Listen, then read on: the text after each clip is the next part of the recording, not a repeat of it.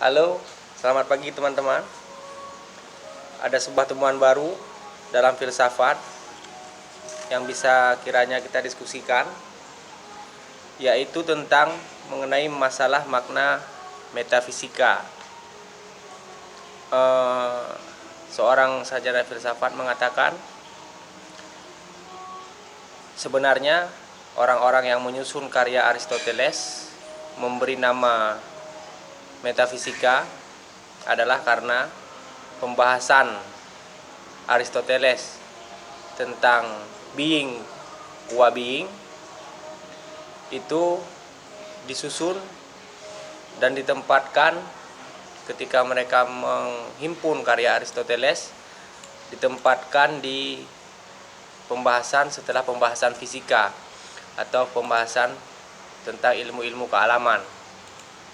Ini menjadikan pembahasan metafisika dalam pandangan para pemikir Yunani menjadi tidak terlalu signifikan, karena peletakannya hanya diletakkan setelah pembahasan fisika.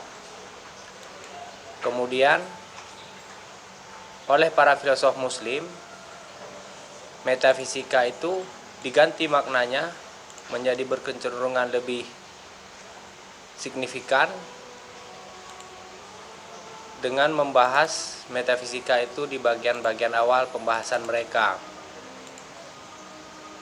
Yang membuat saya bingung adalah apakah ini sengaja dilakukan oleh para filosof awal dalam dunia Islam seperti Al-Farabi dan Al-Kindi untuk membuat para mutakalimin dan fuqaha tertarik terhadap filsafat, atau memang karena kecenderungan sang filosof itu sendiri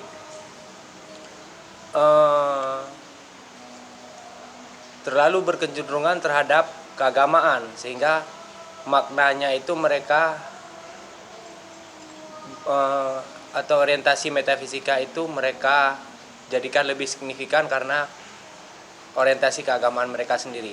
Teman-teman bisa menjawab ini di komentar pendapatnya. Jangan lupa like, share, komen, subscribe. Semoga saya bisa jadi kaya raya dengan video ini. Terima kasih. Assalamualaikum warahmatullahi wabarakatuh.